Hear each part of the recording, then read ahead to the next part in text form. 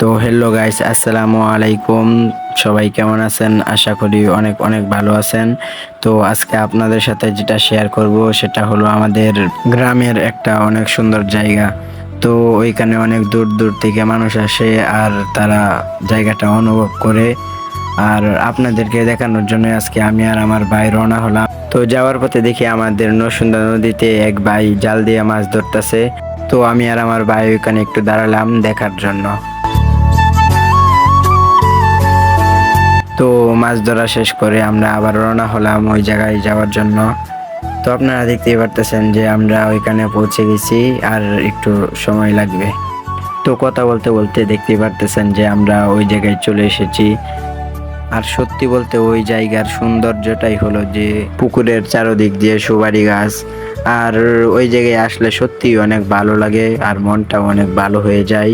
তো আপনারা এই দৃশ্যটা দেখেন, একটু অনুভব করেন।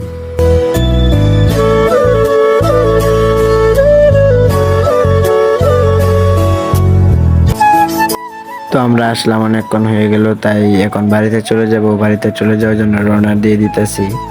তো গাইস, আপনাদের কাছে ভিডিওটা কেমন লাগলো সবাই কমেন্টে জানাবেন। আর আপনাদের কাছে যদি ভিডিওটা ভালো লাগে থাকে তাহলে একটা লাইক করে দিবেন। আরো ভালো ভালো ভিডিও দেখার জন্য চ্যানেলটাকে সাবস্ক্রাইব করে পাশে থাকবেন।